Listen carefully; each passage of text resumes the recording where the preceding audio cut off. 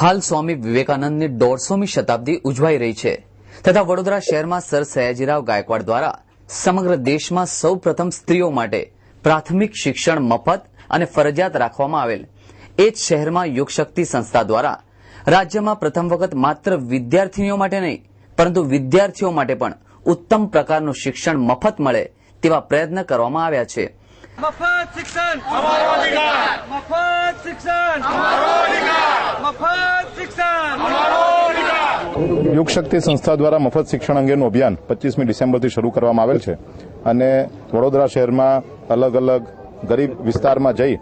અને એમના માધ્યમથી એડમિશન અંગેના ફોર્મ ભરવાનો પ્રયત્ન કરવામાં આવ્યો છે। આવા 1 મહિનાના સમયગાળા દરમિયાનમાં આવેલા બધા જ ફોર્મ આજે ડીઓ કચેરી ખાતે જમા કરવામાં આવશે અને અમને ચોક્કસ વિશ્વાસ છે કે શિક્ષણ અધિકારીના માધ્યમથી વડોદરા શહેરની ખાનગી પ્રાથમિક શાળાઓમાં આ બાળકોને મફત શિક્ષણ મળે એના માટે એમના તરફથી જોગવાઈ કરવામાં આવશે। એક તો આ કાયદા અંદર એવી જોગવાઈ કરવામાં આવી છે કે કોઈપણ પ્રકારનું ડિસ્ક્રિમિનેશન એટલે ભેદભાવ આ બાળકો સાથે થવું જોઈએ નહીં। તેમ છતાં પણ જો આવો ભેદભાવ થશે તો એના માટે સરકારનું આખું શિક્ષણ તંત્ર બેઠેલું છે અને બાળકો અથવા તો એમના વાલીઓ દ્વારા અમારી પાસે કોઈ ફરિયાદ લાવવામાં આવે તો એમાં અમે ચોક્કસ આગળ વધી અને એવો પ્રયત્ન કરીશું કે આ બાળકો છે એમના પર કોઈપણ પ્રકારનો ભેદભાવ શાળા કક્ષાએ રાખવામાં ન આવે। યુગશક્તિ સંસ્થા દ્વારા સરકાર દ્વારા સામાજિક તથા આર્થિક પછાત વિદ્યાર્થીઓને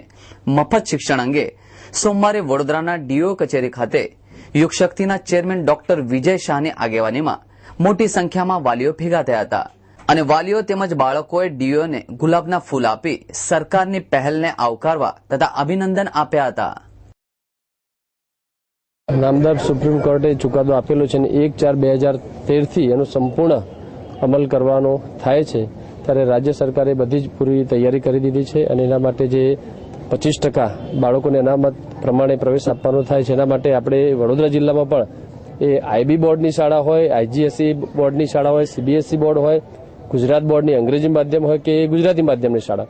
એ તમામ શાળાઓની મિટિંગ કરી દેવામાં આવી છે અને આવતા વર્ષથી જે પ્રવેશ માટે એમણે 25% જગ્યાઓ અનામત રાખવાની થશે એવી સૂચના પણ અમે ઓલરેડી આપી દીધેલી છે। હવે ફક્ત એમની જે ફી બાબતની જે સરકારે જે અમારી પાસે યાદી માંગી છે એ જેવી આવી જાય ત્યારે બાળકોને પ્રવેશ આપવાની કાર્યવાહી શરૂ કરવામાં આવશે। ખૂબ સરાહનીય બાબત છે કે કાયદા તો આવે છે પણ લોકોમાં એની જાગૃતિ બહુ મહત્વની હોય છે અને ડોક્ટર વિજયભાઈએ કહ્યું કે ખરેખર બાળકને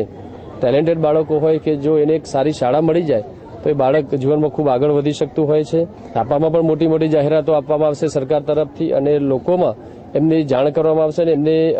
આગળ આવવા માટે ફોર્મ ભરવા માટે પણ સૂચનાઓ આપવામાં આવનાર છે। જે બાળકો 25%ની